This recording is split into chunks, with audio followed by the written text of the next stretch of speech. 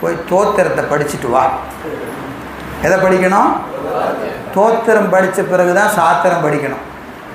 தோத்திரம் படித்து தான் சாத்திரம் படிக்கணும். சாத்திரம் படித்த பிறகு தோத்திரம் படிக்கணும். என்னங்க எதை முதல்ல படிக்கிறது அப்படின்னா, முதல்ல என்ன படிக்கணும்? தோத்திரம் தான் படிக்கணும். அதன் பிறகு என்ன படிக்கணும்? சாத்திரம் படிக்கணும். அதன் பிறகு தோத்திரம் படித்தா நீங்கள் முதல்ல படித்த தோத்திரம் வேறு மாதிரி தெரியும், ரெண்டாவது படிக்கிற தோத்திரம் வேறு மாதிரி தெரியும். அன்பு பிறக்கணும்னா தோத்திரம் படிக்கணும். அறிவு சிறக்கணும்னா சாத்திரம் படிக்கணும்.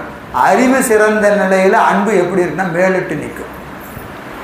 அன்பு மேலிட்டு நிற்கும். அடிக்கடி சொல்வது தான். இப்போ நம்முடைய அம்மா இருக்காங்க. அம்மாவை பிடிக்காதவங்க யாராவது இருக்கிறாங்களா? ஒருவர் இல்லை. அம்மானா எல்லாருக்கும் பிடிக்கும்.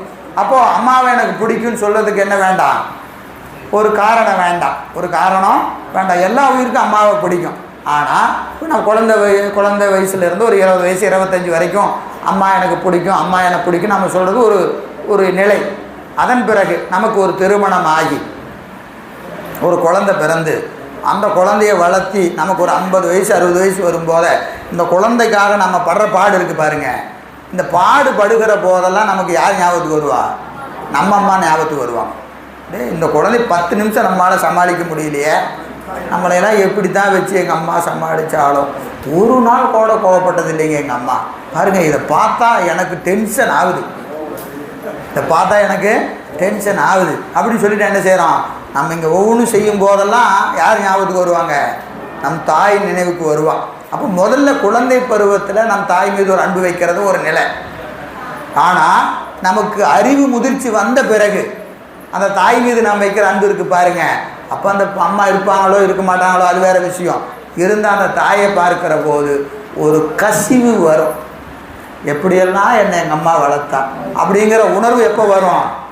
60 வயசில் வரும்.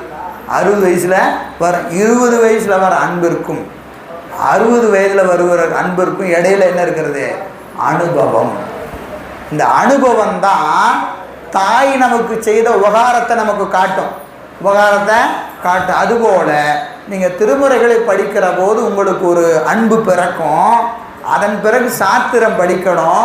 சாத்திரம் படிக்கிற போது இறைவன் நமக்கு செய்கிற உபகாரங்கள் என்ன, நாம் எவ்வளவு மோசமாக கிடந்தோம், நம்ம எப்படியெல்லாம் பெருமான் ஈடேற்றம் செய்கிறான் என்பதை நாம் எதில் அறிய முடியும்?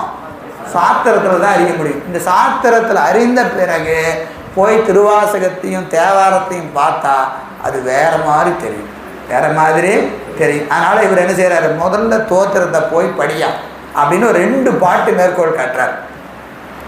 2 பாட்டு மேற்கோள் காட்டுகிறார். காண்பார் ஆர்கொள், காண்பார் ஆர்கொள் காட்டாக்கால் என்னும் மாண்புரை உணர்ந்திலை. மாணவனே, உனக்கு தேவாரத்தில் அப்பர் சாமி ஒரு தேவாரம் பாடி இருக்கிறார். அந்த திருத்தாண்டகத்தை போய் படித்து பாரு.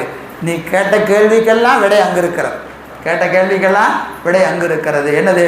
காண்பார் ஆர்கொள் காட்டாக்காடு ஆட்டு வித்தால் ஆரொருவர் ஆடாதாரோ, அடக்கு வித்தால் ஆரொருவர் அடங்காதாரோ, ஓட்டு வித்தால் ஆரொருவர் ஓடாதாரோ, உருகு வித்தால் ஆரொருவர் உருகாதாரோ, பாட்டு வித்தால் ஆரொருவர் பாடாதாரோ, பணிவித்தால் ஆரொருவர் பணியாதாரோ, காட்டு வித்தால் ஆரொருவர் காணாதாரோ, காண்பாரார் கண்ணுதலாய் காட்டார்கள். அவன் ஆட்டுனா ஆட வேண்டியதான், ஓட்டுனா ஓட வேண்டியதான், பாட்டு வித்தா பாட வேண்டியதான். நான் நீங்கட்டுமா நீ நீங்கிவான்னு கேட்குற. அவன் ஆட்டினால் நீ ஆடுவான். மொத்தமாக பக்குவம் எனக்கா உனக்கா, நான் வருவனா நீ வருவனா, எல்லா கேள்விக்கும் பதில் எங்கே இருக்கிறது? ஒரே பாட்டு. அவன் நம்மை எப்படி செலுத்துகிறானோ அப்படி உயிர் இயங்கும், அப்படி உயிர் அங்கும். அவன்